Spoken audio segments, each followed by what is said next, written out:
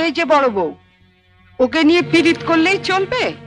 এদিকে টেবিলের উপর যে এটো বাসনগুলো পড়ে রয়েছে সেগুলো মাজা কষা করবে কে? হ্যাঁ, কটা ঝি চাকর আছে? যাচ্ছি মা। চলো না দিদি, আমি তোমার সঙ্গে হাতে হাতে কাজ করি। ও বাবা, কি পিরিত রে! দেখবো দেখবো কত কাজ করতে পারো। দেখি তোমার বাবা মা কি গয়না পরিয়ে শ্বশুর বাড়ি পাঠিয়েছে। হ্যাঁ, গলার ওই দুটো সোনার না ইমিটেশন? আমার মা বাবা নেই, ছেলেবেলাতেই মারা গেছেন। আমি মামার কাছেই মানুষ। ও, মা বাবাকে খেয়ে বসে আছো? ধন্যি মেয়ে। এখানে এসে আবার তো নতুন করে মা পেলাম। ও বাবা, কি কাব্য মারা কথা রে বাবা!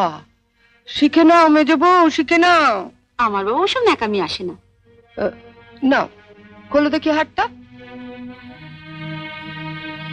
দেখি দেখি দেখি দেখি, ছোট বউয়ের মুখখানা দেখি। তোকে আবার কে খবর দিল? বা, রন্টুর বউ ভাতে যাবো বলে তৈরি হচ্ছে, হঠাৎ তনু গিয়ে বলল। তা মা, তোমার ছোট বউয়ের মুখখানা তো বেশ। এই দেখ তো, ওর গলার হারটা সোনার না ইমিটেশন? আমার তো মনে হয় ইমিটেশন। মা দেখেছেন আমার বিয়ের হারটা এখনো কেমন চকচক করছে? এটা তো মনে হচ্ছে না, কেমন যেন মেয়ের মেরে। এটা আমার মায়ের গয়না, মা মারা যাবার সময় মামার হাতে দিয়ে গিয়েছিলেন। এই সুটকেসে আরো আছে। দেখি দেখি দেখি, সরো সরো সরো না, বাপের বাড়ি থেকে কি আনলে দেখি।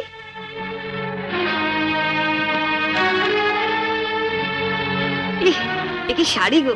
ই মেয়ে, এ নিশ্চয়ই কোনো ভিখারি বাড়ির মেয়েকে বিয়ে করেছে তনু। আমাদের বাড়ি ঝিরাও এর কাপড় পরে না। ছি, ছি। দেখ দেখ, বাবা, লাল লাল হয়ে যাচ্ছে পাউডার। মা মা, আমি ঠিক বলছি মা, এ নিশ্চয়ই কোনো বস্তি বাড়ি মেয়ে, নইলে বিয়েতে কেউ এরকম শাড়ি দেয়? দেখ দেখ, বাহ, এই শাড়িটা কিন্তু বেশ, তাই না মেজে বৌদি? মোটামুটি। হ্যাঁ মা, আমাদের এখন আমাকে মানিয়েছে। খুব সুন্দর মানিয়েছে, ভালো, খুব সুন্দর। আমি এই শাড়িটা নিয়ে যাচ্ছি, রন্টুর বউ ভাতে পরে যাব। শোনো, রাত্রিবেলায় ভালো করে আমি এসে সুটকেসটা ঘেটে দেখবো, কিছু যেন শরীর রেখো না। মা, নজর রেখো। শাড়িটা রেখে যাও। রেখে যাবে মানে?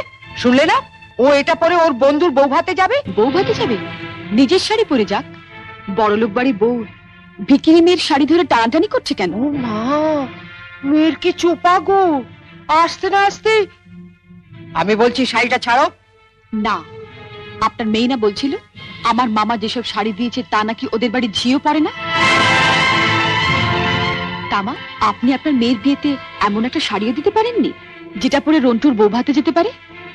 আপনি তো দেখছি মা আমার মামার চেয়ে বেশি বিক্রি। কি কি বললে তুমি আমার মাকে? বুকে খুব বাজলো না? ঠিক আমার বুকেও এমনি করে বেজেছিল যখন তুমি আমার পিতৃতুল্য মামাকে বিক্রি বলেছিলে। চুপ কর ছোট। না, তুমি তো যত নষ্টের গোড়া। ও আসার সঙ্গে সঙ্গে 7 তাড়াতাড়ি কেন নিজের ঘরে নিয়ে এলে এবার বুঝতে পারছি। এর মধ্যে ওর কানে বিষ ঢেলে দিলে।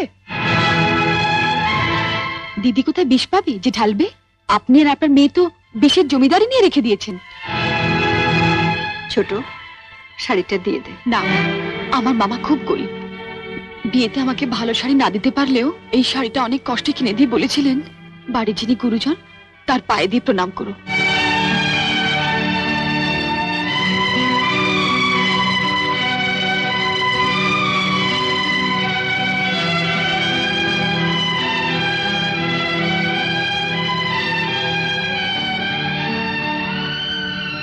এ কি করলি হতভাগী? মা থাকতে আমাকে।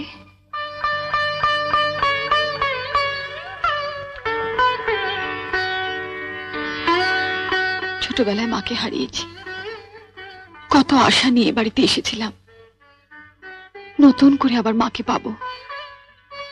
কিন্তু বড়দি, ওনার যা মূর্তি দেখলাম এ তো মায়ের মূর্তি নয়। শাড়ি দিয়ে প্রণাম করলে আমার মরা মায়ের হাতটা কষ্ট পাবে। শুনলে মেজে বৌদি, শুনলে? যত বড় মুখ না তত বড় কথা। ঠিক আছে, রন্টুর বৌভাত থেকে আসে, তারপর তোমার হচ্ছে। দাঁড়াও, যাবার আগে ছুঁড়ে ছুঁড়ে যে শাড়িগুলো ফেললে সেগুলো সুটকেসে তুলে দিয়ে যাও।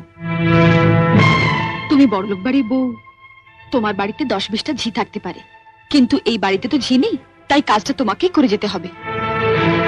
কি হলো, তোলো। ছেড়ে দে ছোট। তুমি চুপ কর বড়দি। রন্টুর বউ ভাতে যেতে গেলে কিন্তু এই কাজটা করে দিয়ে যেতে হবে ঠাকুরজি। আমার বাড়িতে? মা, কি ডাকাত মেয়ে রে বাবা। যাই, ওনাকে বলি গিয়ে যায়। তুমি কোথায় যাচ্ছ? শাড়িগুলো তোলো। মেজো বৌদি, ও বড় বৌদি, ছাড়, ছেড়ে দে ছোট, ছেড়ে দে, নইলে কিন্তু রন্টুর বউ ভাতে যেতে দেবো না। তোলো।